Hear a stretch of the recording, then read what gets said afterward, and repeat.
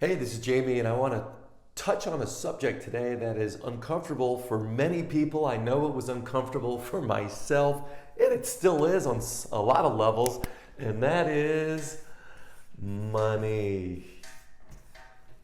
Look, I've never met a practice owner, whether physical therapist, pediatric therapist, mental health specialist. I've never met a practice owner that didn't go into this industry, this field, because they didn't want to help people.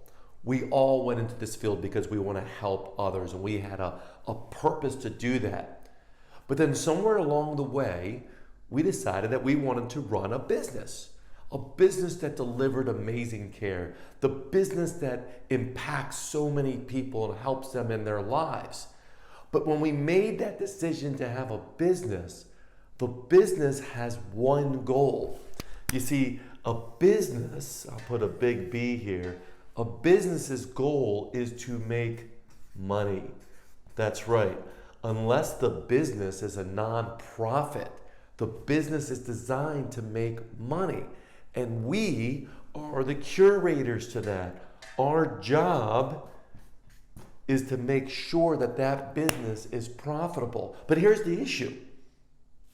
If we are this altruistic, want to do good for people, want to help people, is that fighting against our understanding of making money? And in my experience, the answer is 100% yes. I struggled for years trying to make a decent income. Was I talented? Did I spend a ton of money investing in my training and my ability to treat patients? Absolutely. Not to mention spending, multiple six figures in my education. So I was good at what I did, but being good at what I did didn't necessarily translate in having a successful, profitable practice. I needed to learn and understand what to do. So I began to learn and understand what to do to build a business, learn about marketing and learn about, operations and systems. And I even learned about how to have better conversations with my employees and hiring. But guess what? I still struggled with making money. I did a little better, but I was like, I don't understand. Why am I having problems? I've read the books. I read Think and Grow Rich. I read Rich Dad, Poor Dad. I read the E-Myth. I read all the books that were out there. So why was I having problems? I started doing a lot of self-reflection. I actually hired a business coach, and I said, I don't know what's going on. I know I can be successful. I know there's a ton of people out there that could utilize my help. And he had me do an exercise. The first exercise he did, he said, Jamey, how much do you charge for a visit with you? And I said, well, the most I ever charged was $125 for a visit. But typically, people say anything, it'll be like $90, $95. He goes, okay, well, the first thing I want you to do is I want you to double that. And I went, what? He goes, I want you to double it. When he said that, I felt so uncomfortable, but I went ahead and did it. And guess what? People paid that amount. They actually paid me $200, $250 for my service. Did my service magically get better than it was when I charged $90? No. But what he was trying to do is get me over my money issues. Another thing he did, and this was a wild thing, he goes, have you ever flew first class? And I went, no, first class is for those other people. That's not for me. He goes, I want you to ride first class. And I went, oh my God. This went against every practical notion that I have. I don't care. I'll sit in the middle seat back in coach if I can save some money and get there. Who really cares? First class people, that's not me. But again, I said, fine, I'll go ahead and do it. And I loved it. Not only did I love it, he asked me to journal around it. So I journaled pages and pages of my experience in first class with the hot towel, with the fresh chocolate chip cookie, with the drinks, with the meal, getting on first, leaving first, the whole 9 yards. not sure what to do with my jacket, and the person putting the jacket up in their own special little closet. And what I realized is what he was doing is he didn't care if I flew first class or not. He didn't care about me spending $1,500 to go 2 hours to Chicago just because I wanted to ride first class.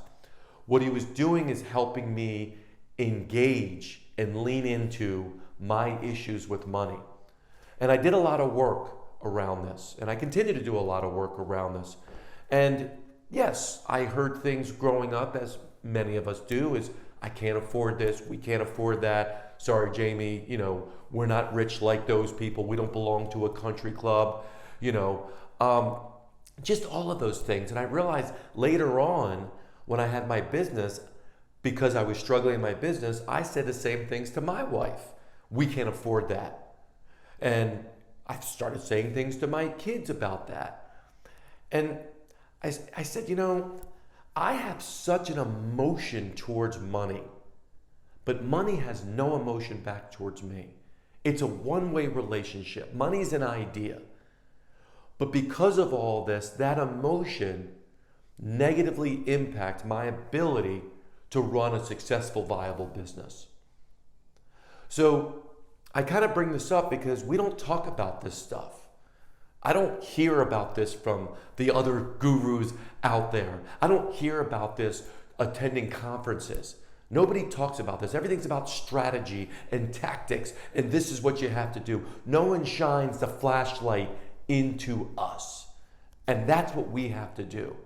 If you're struggling with money, shine the flashlight. Do some journaling. Do some deep reflection around this. Where did this money issue first appear? Describe it. How do you feel? Where do you feel? How much is too much? Is 100,000 too much to make? Do you feel uncomfortable? What about 250,000? Is that uncomfortable? What about 500,000? You see, these are just numbers. But when we start looking at that and we say, am I the kind of person that makes that? What would people think of me? What would my neighbors think? My friends? Oh, look at Jamey. He got plenty of money. He makes big dollars. Like, are we worrying about changing our identity and having people say stuff about us? Because if so, we need to address that, or we're going to continue to struggle in our business. Making money doesn't change. Making money isn't who you are.